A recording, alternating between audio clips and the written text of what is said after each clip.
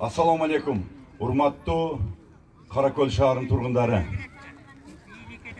Мына азыр бизден азыр айым айтып кетти. Бардык жерде оппозиция. Бүтүн Кыргызстан оппозиция деген өзү эмне? Оппозиция деген бүгүнкү күндө эл карапайым элдин жалпы кыргызстандыктардын чындык үнүн бул бийликке жеткизүү. Анан аткартуу. Ошондуктан булар биз бүгүн эл душманы эмеспиз. Биз менен болгондор сыймыктаныш керек. Мына ол жерде жазылып турат, мына. Эч ким жана эч нерсе унутулбайт деп. Ооба, ошондой болуш керек. Тиги жерде болсо билим түгөнгүс азык, жоголбос байлык, кемибес кенч деп. Кандай керемет сөздөр. Бирок бүгүнкү күн ошондой болуп жатабы? Ушул жазуулардан жаштар, орто жаштар же биз карап туруп үлгү алып жатабызбы? Канчалаган тажрыйбалуу биздин ата мекенге кызмат кыла турган, иштей турган жаштарыбыз кай жакта жүрөт?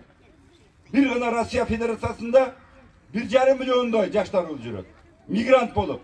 Бүгүнкү күндө болсо 3 айдан бери өз мекенибизге келе албайт. Эмне деген мамлекет, эмне деген өкмөт?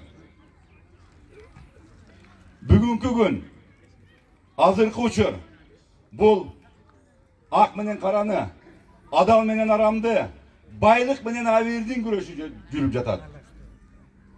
Ушул учурда бүтүн Кыргызстан партиясы, ошондой эле менин да позициям, бул корт куруу берип эмес, площадка куруу, бала бакча, завод, фабрика, жолдорду оңдоо эмес, убада бербейбиз.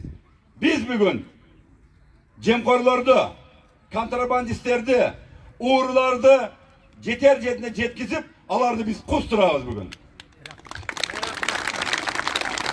Бул жараткан колдоп буйруса, жалпы кыргызстандыктар жана сиздер колдоп берсеңер, биз жеңиш менен барганда сөзсүз түрдө айткан убадабызды аткарабыз. Бүтүн Кыргызстан бүгүнкү күндө жогорку кеңешке кандай адамдар депутат болуш керек? Чечкиндүү, билимдүү, тажрыйбалуу, эң негизгиси айткан сөзүнөн кайтпаган, принципиалдуу, Адахан Кимсанбаевичке окшогон мекенчил депутаттар болуш керек. Ошондой сапаттар бүгүн бүтүн Кыргызстандын партиясынын катарында бар деп айтсам жаңылышпаймын. Бүгүнкү күнү мен ушул жерде кандай турган болсом, мамлекетибиз, өкмөтүбүз дагы ошондой туңгуякка келип такалды. Сиздер, биз дагы, айрыкча сиздер 5 жылдагы ушундай туңгуякка чыдай албайсыңар.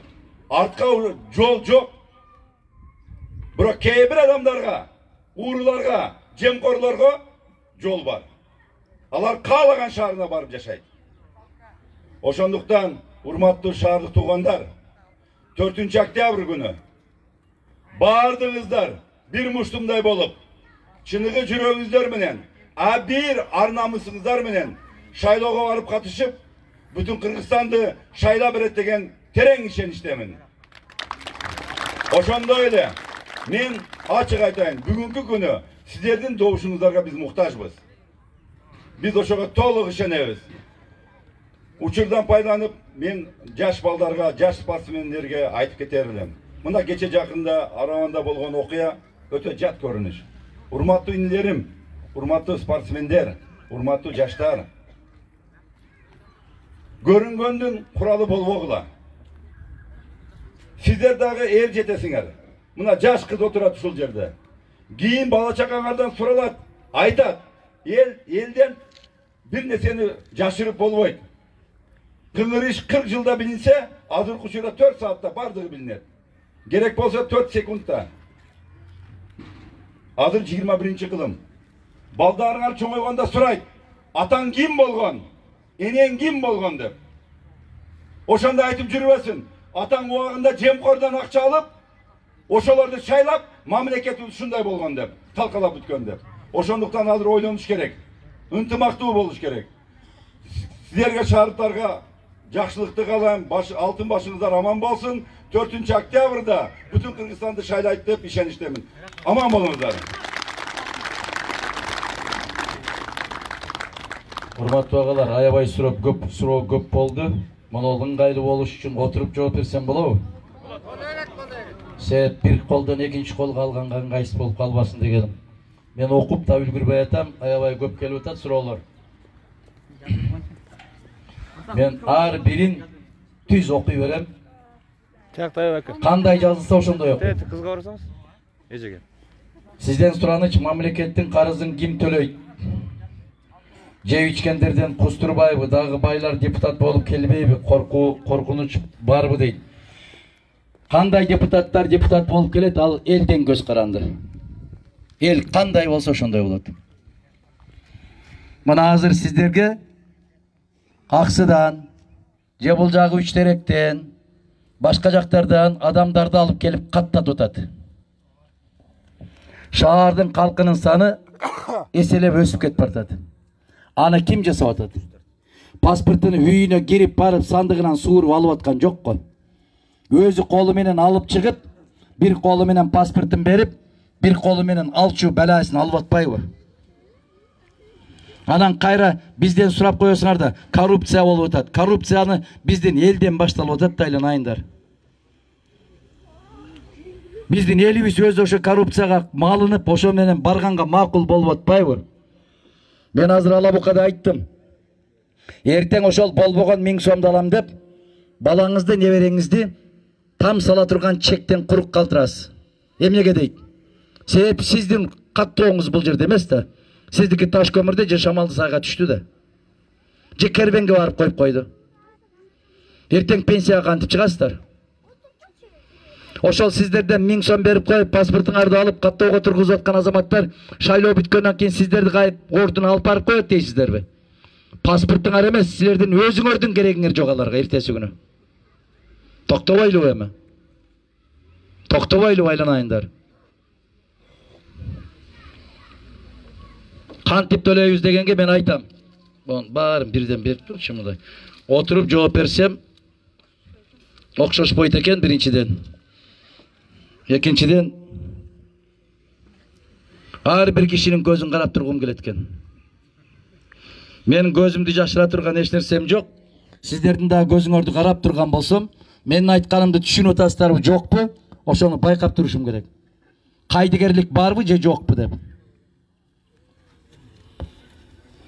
Экинчиден азыр Курса мырза айтпадыбы? Жеген ичкендердин баарын кустуруп, ошонун эсебинен төлөйбүз биз. Биз айтпайбыз телефон чалып, мен сени эртең издейм, кач. Чек арадан өтүп алгандан кийин кабарыңды берип кой, мен кокуй качып кетиптир деп калайын. Тиги киши айтпады 35 киши чөнтөгүмдө тизмеси бар деп. Айтпайбы 35 киши ким экенин. Ошо кишини не кылып көкөлөтүп могул жерден көтөрдүңөр? Мен көтөрдүмбү? Мен тескерисинче сиздерге келип болбойт деп айтпадым беле? Баарын жасаган өзүңөр, кайра келсем менден сурайсыңар. Азыр дагы мына көчөдө илинип турушат го сүрөттөр жылмаңдап. Ошол мына азыр биз жасаган пособияны жок кылган.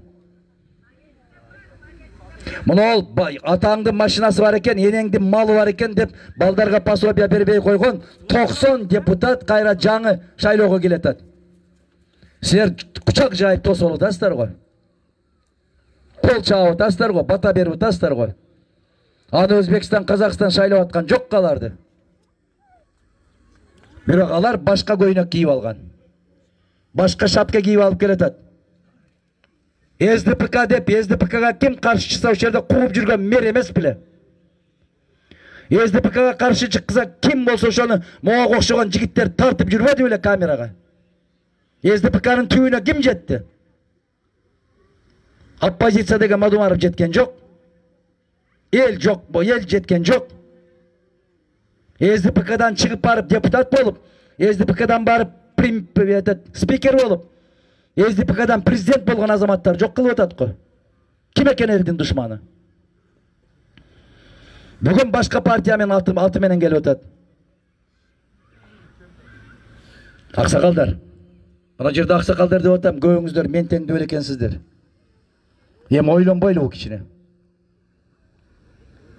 Менимче түшүнбөгөн эч ким калган жок го, баары түшүндү го.